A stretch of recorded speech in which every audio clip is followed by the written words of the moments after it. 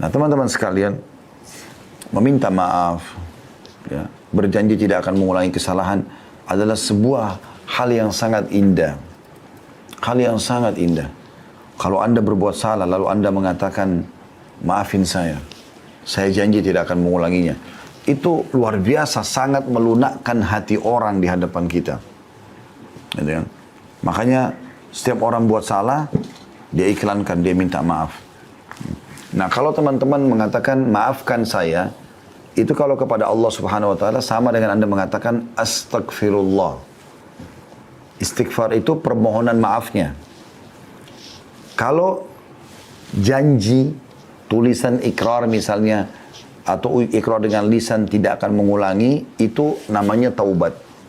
Jadi kalau teman-teman gabung astagfirullah wa atubu ilai, artinya ya Allah aku minta maaf dan aku janji tidak akan mengulanginya.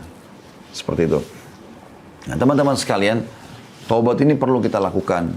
Karena Nabi SAW sendiri sebagai pimpinan kita dan utusan Allah mengatakan, aku beristighfar dan bertobat kepada Allah sehari, setiap harinya 70 sampai 100 kali. Seperti itu. Apalagi kita gitu ya. Padahal Nabi SAW sudah diampuni dosa-dosanya, tapi masih seperti itu. Nah, taubat ini teman-teman indah sekali. Karena dengan taubat, maka semua kesalahan Anda dimaafkan.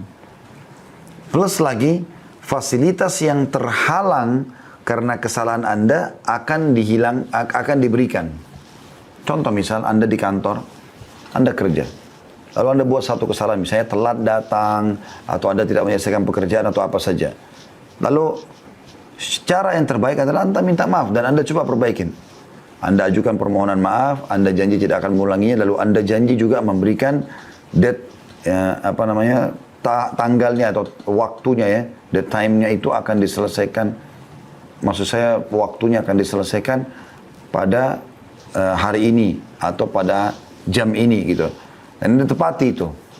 Maka saya yakin nanti perusahaan akan memaafkan kesalahan Anda dan akan mencairkan semua fasilitas atau memberikan fasilitas yang sudah dijanjikan.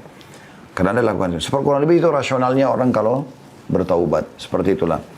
Allah Subhanahu Wa Taala memerintahkan kita teman-teman untuk selalu taubat.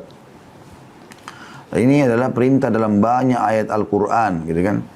Dalam surah An-Nur misalnya, ayat 31, dan bertobatlah kamu sekalian kepada Allah, hai orang-orang beriman, agar kamu beruntung. Wa tubu ilallahi jami'an ayyuhal mu'minun la'allakum tuflihun. Ya. Allah SWT menyuruh itu. Kemudian juga dalam surah At-Tahrim ayat 8 juga begitu.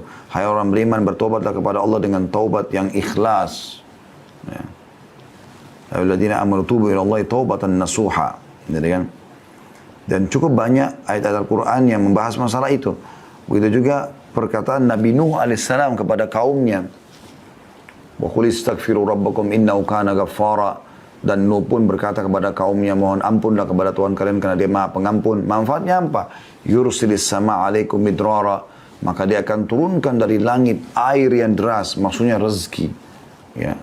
Karena kalau hujan turun dari langit, maka secara otomatis akan hidup tumbuh-tumbuhan, hidup hewan-hewan, manusia pun bisa hidup dari situ. Semuanya bisa bergerak dengan adanya air. Wa yumditkum bi amwalin wa banin. Dan dia akan memberikan tambahan keturunan dan harta buat kalian. Makanya pernah teman-teman sekalian, ada orang yang datang kepada Hasan Basri rahimahullah, 3 orang. Tiga-tiganya punya masalah nih. Yang satu datang mengatakan, wahai imam. Imam itu kalau kita kiai di Indonesia ya.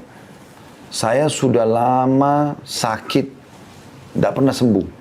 Sudah berobat sana sini. Tabib ini, tabib itu, tapi belum sembuh. Apa saran Anda? Kata Hasan Basri, istighfar dan bertobat kepada Allah. Tapi yang benar. Yang nasuha, yang tulus kepada Allah. Orang itu pulang. Masuk orang kedua. Jadi sini perbanyak istighfar ya, kata Hasan Basri. Bukan cuma istighfar dan tobat saja pulang. Enggak. Perbanyak. Lisanmu selalu astagfirullah wa atubu ilaih. Terus sampai engkau melihat jalan keluarnya. Datang orang kedua mengatakan, wahai imam, saya sudah lama menikah. Ini saya sama istri saya, kebetulan sama istri datang ke rumah Hasan Basri. Rahimahumullah semuanya. Lalu dia mengatakan, kami sudah 10 tahun menikah, belum punya anak. Apa saran Anda? Kami sudah coba ke tabib ini, tabib itu, tapi juga tidak bisa. Ya, kami dapatkan solusinya. Kata Hasan Basri, perbanyak Garis bawah kalimat perbanyak. Perbanyak istighfar dan taubat. Amalkan. Pulanglah orang itu. Orang ketiga datang mengatakan, wahai imam, saya sudah lama bekerja bertahun-tahun. Tidak pernah kaya seperti fulan. Ditunjuklah orang kaya di negeri itu gitu. Orang itu di kota Basra ya, di Irak. Maka kata Hasan, dan saya sudah coba kerja ini, kerja itu, tetap aja begini keadaan saya sudah sekian tahun. Apa saran anda, kata Hasan Basri, perbanyak istighfar dan taubat. Waktu pulang 3 orang ini, berkata pada saat itu teman-teman sekalian, murid-murid Hasan Basri, ada dalam atharnya dikatakan istrinya, bertanya, kenapa anda cuma menyuruh istighfar dan taubat, padahal orang-orang ini mungkin butuh sesuatu yang lain gitu. Maka apa kata Hasan Basri, tidakkah engkau membaca firman Allah subhanahu wa ta'ala, tadi dalam surah Nuh itu ya, Nuh berkata kepada kaumnya, wa qul istaghfiru rabbakum innahu kana ghaffara. Ya, Nuh berkata beristighfar dan bertobatlah pada Tuhan kalian karena Dia Maha menerima taubat hambanya. Yursilis sama alaikum midrara, maka Dia akan turunkan rezeki yang banyak dari langit. Wa yumbitkum bi amwalin wa banin, dan Dia pasti akan menambahkan buat kalian harta yang banyak dan juga keturunan. Jadi luar biasa manfaatnya. Imam Nawawi berkata rahimahullah, para ulama telah sepakat bahwa taubat dari seluruh perbuatan maksiat adalah wajib hukumnya. Wajib dilakukan dengan segera dan tidak boleh ditunda. Apakah itu dosa kecil atau dosa besar? Nah, cuma bedanya teman-teman sekalian, kalau dosa kecil itu bisa diampuni dengan sholat, dengan wudhu, ya. Kemudian dengan semua ibadah lah, sedekah, bakti sama orang tua, jenguk orang sakit, semua ini bisa memaafkan dosa-dosa kecil. Tapi kalau dosa besar harus taubat nasuha. Artinya betul-betul kembali kepada Allah dengan tulus dan ikhlas. Imam Nawawi mengatakan syaratnya 3. Meninggalkan dosa itu seketika. Lagi zina berhenti, lagi riba berhenti, lagi bohong berhenti. Kemudian yang kedua menyesali. Dan yang ketiga berjanji kepada Allah tidak akan mengulanginya. Subhanallah, ini tidak sulit ya. Karena meninggalkan dosa itu bisa kita kerjakan setiap saat. Menyesal ini, kata ulama, semua orang yang buat dosa, Allah akan datangkan penyesalan. Allah datangkan penyesalan. Jadi penyesalannya itu semua muncul. Kayak orang habis berzina, orang habis menipu, hilang itu. Muncul itu rasa menyesal. Sudah ada. Kemudian yang ketiga, janji sama Allah tidak akan mengulanginya. Maka akan diterima taubatnya insya Allah. Seperti itu.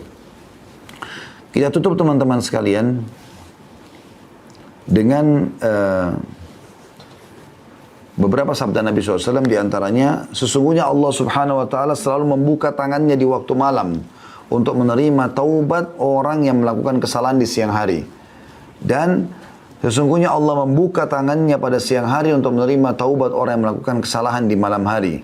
Begitulah terus hingga matahari terbenam dari barat. Ya, maksudnya di sini, terbenam, ya, terbit dari barat, sampai terbit dari barat. Hadits yang selanjutnya, Allah subhanahu wa ta'ala sangat gembira dengan taubat hambanya. Jadi Allah ini subhanallah tidak mau kita masuk neraka, mau kita masuk surga. Makanya Dia sangat gembira dengan taubat hambanya. Dan kita tutup dengan ini teman-teman sekalian insyaAllah. Kata Nabi SAW, Allah lebih gembira dengan taubat hambanya dibandingkan seseorang di antara kalian yang membawa seluruh bekalnya di atas tunggangannya. Ya, digambarkan tunggang itu zaman dulu seperti unta misalnya. Dia bawa semuanya bekalnya. Kalau Anda mungkin naik mobil di zaman sekarang, membawa seluruh harta yang Anda punya, simpanan Anda, bawa di mobil. Kemudian kata Nabi SAW, dia melewati padang pasir yang tak bertuan. Nggak ada orang, nggak ada hewan, padang pasir tandus. Dia jalan, kemudian dia capek, dia istirahat di bawah sebuah pohon. Pohon itu pun bukan pohon yang rindang. Kemudian dia tertidur, waktu dia bangun, dia tidak menemukan untanya sama bekalnya, hilang.